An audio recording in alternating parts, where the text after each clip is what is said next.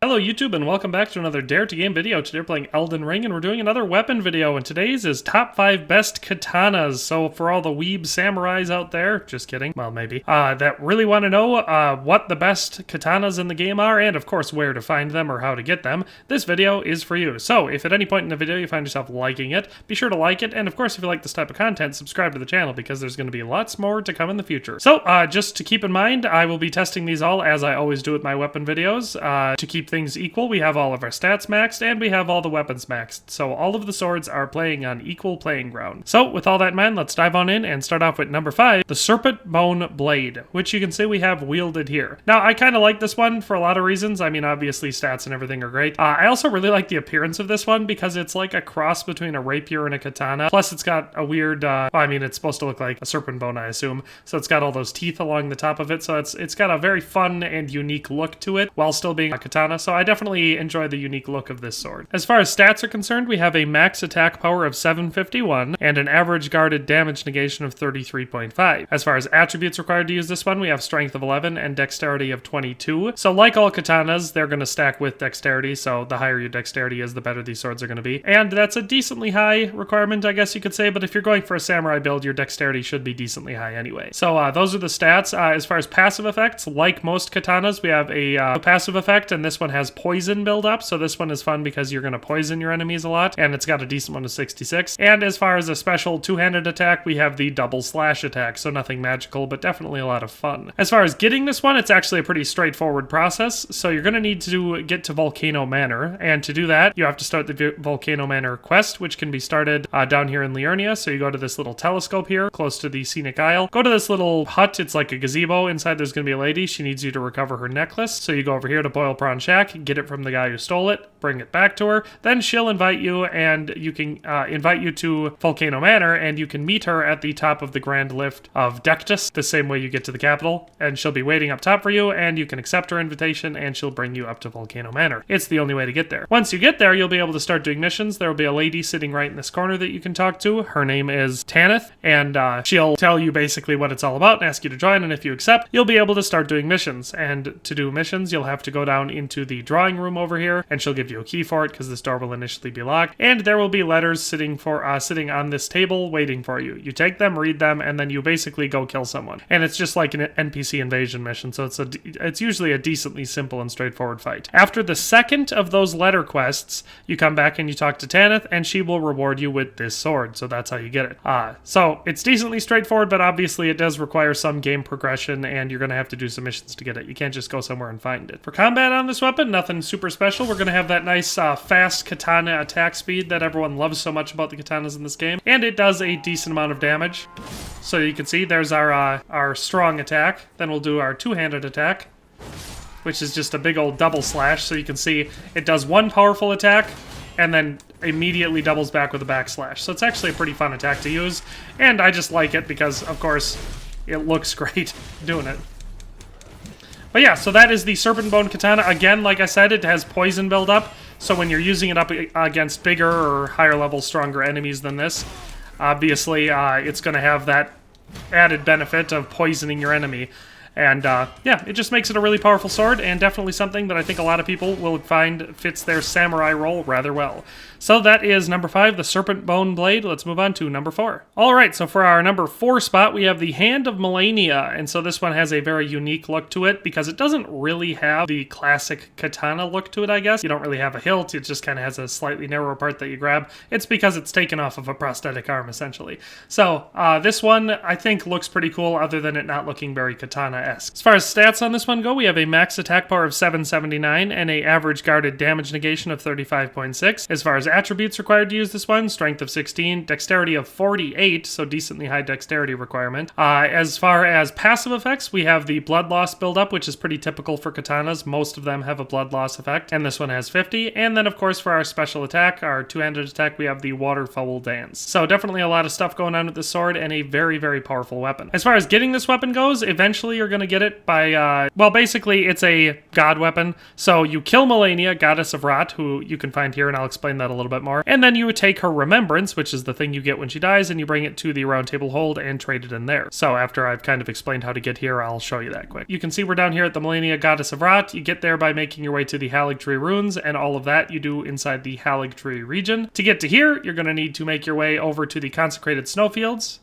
make your way to the Ordina liturgical town, and then once you've broken a magical seal here, you'll be able to cross through under the mountains and come to this very, very late game location. And once you do that, you obviously have to make your way down the tree. I'm not going to show you the entire process because it's a decently long one, but basically you just keep going around. It's like any other leveled dungeon in the game. You keep making your way down until you get all the way to the bottom, and then you're able to do a decently difficult boss fight. So it's a decently complicated way to get there. Very late game, I would say, type of weapon, but it's probably well worth it just given how good it is. So as far as combat on this bad boy is concerned, we've got a pretty standard looking slash attack for a katana, and our heavy attack is just a really powerful lunge. But again, like most things, the fun thing is going to come from our two-handed special ability, which brings us up into the air and does like a ridiculous whirlwind strike thing when you come down, affecting everybody in its radius. So it's definitely something I quite enjoy, and it's definitely very powerful. It takes a little while to institute it, but it's pretty hard to break you out of that attack. And it does appear to have at least a little bit of lunge to it, so even if you started a little bit back, it kind of zips you forward to attack the person you're going after. Definitely very anime weeb style, so I feel like Katana fans are going to like that special attack. Alright, and so at number 3, our middle spot, we have the Dragonscale blade. So this one is probably my favorite out of them, but it's also because it's got the most, I guess, traditional cruciform look to it, so it looks the least Katana-esque. I mean, to be fair, the Hand of Malenia looks very unlike a Katana, but so does this one. I just really like the unique style of this one. As far as stats on this one go, we have a max attack power of 785 and an average guarded damage negation of 31.7. As far as attributes required to use this one, strength of 12 and a dexterity of 20, so neither one of those is particularly high. This one does not have a passive effect, which makes it pretty unique for a katana, but it does have a pretty cool special attack of the Ice Lightning Sword, so I'll show you that when we test her out in combat. So to get this one, you're going to have to make your way to the Lake of Rot region, which is in the Ainzel River subregion. So basically, you're going to make your way here by doing Rena's quest, because that's how you're going to be directed to come to the Noxtella waterfall basin, and then you have to follow this little river through, and that's how you get to the Lake of Rot region. If you saw my dagger video, you have to come here for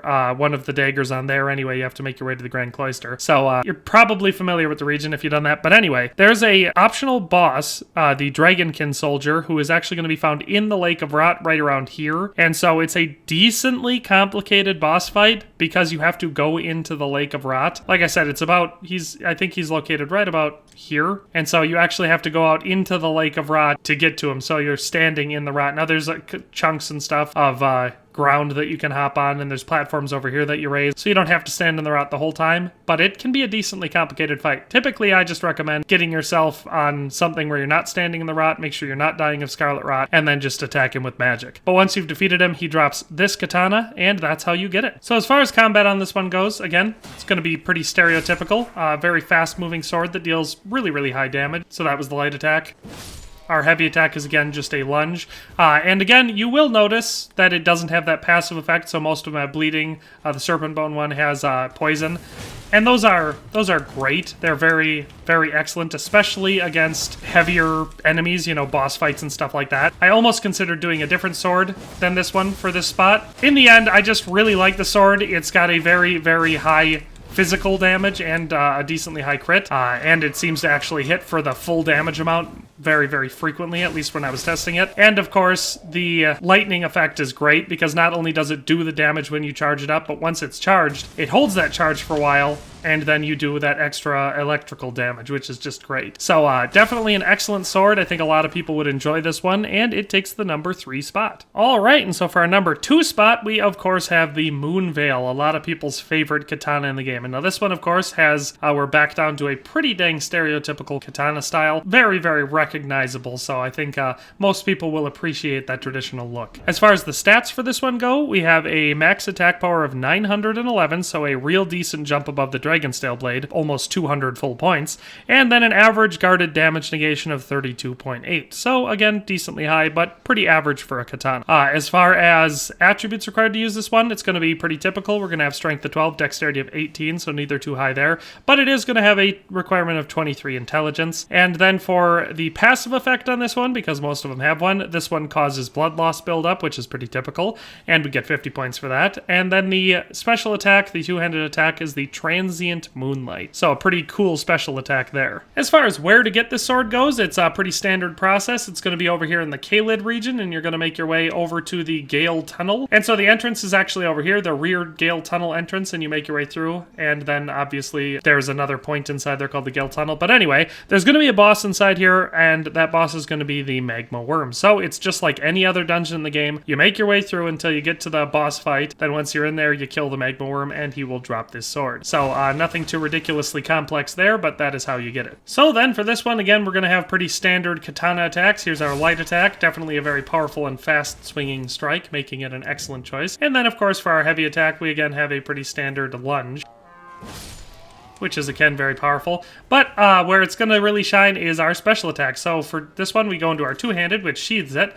And then we have two different attacks. So we have that one was the light attack, which you can see does quite a bit of damage.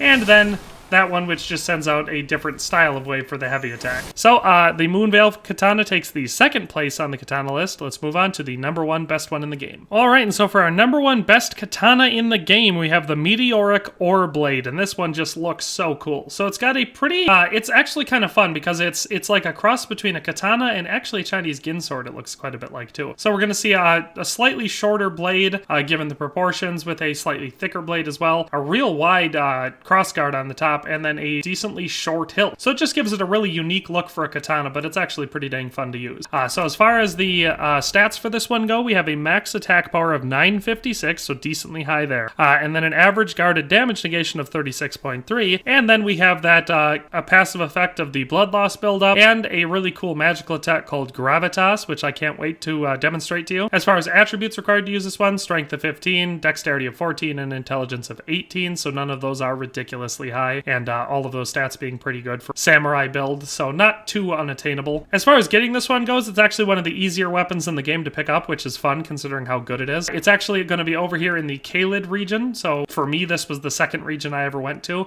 just exploring naturally. And so once you get over here, you make your way up and around because you're probably going to come in through up here, follow the road all the way down until you either get to the Kaled Highway South, Grace Site, which is what I did, and save there, and then you come over here to the Kaled Waypoint runes. And then once you're in the runes, you make your way down until you find this little staircase here, so you can kind of see it's not a huge runes, but there's only some structures and they kind of lead naturally here. There will be an enemy waiting by it, and then it's just a decently straightforward dungeon. This isn't like a full-size dungeon, just a regular runes room. So you'll have this first graveyard room with a bunch of these enemies in it, which I've already killed, and then there'll be a door in the back, which you can open up, and the sword will be inside this chest. So pretty straightforward, real easy to get, and just an amazingly good weapon. So that is where you find it. Alright, and so for combat, you're going to notice that obviously it fights like a katana, quacks like a katana, you know, all that sort of stuff. So the light attack is obviously decently powerful, and of course real fast, just like most katanas are. Heavy attack, again, we're going to have a nice cool one there, so instead of lunging like most, we just have a powerful chop. But again, the cool thing is going to be our two-handed attack, which creates a gravity well, which is fun. So not only does it do damage to everyone inside, but it, like, can pull certain enemies towards you, which makes it obviously real easy to take them out all quickly then. So definitely a cool magical attack. Again, we have that passive effect of having the blood loss build up, which is always great. And another good thing about it, like a lot of the katana special attacks, is it doesn't take very long to initiate that attack. So that is top 5 katanas. I've showed you what they can do, what their stats are, and where to find them. Hope you liked the video, but that's where we're going to end it for today, so we'll see you next time. Thanks for watching another Dare to Game video. If you liked this video, please leave a like and a comment. If you haven't already, be sure to subscribe to the channel. If you like my content and would like to support this channel, consider becoming a member today for as little as $1.99 a month. It makes a huge difference. But in any case, thanks for watching and have a nice day. I'll see you next time.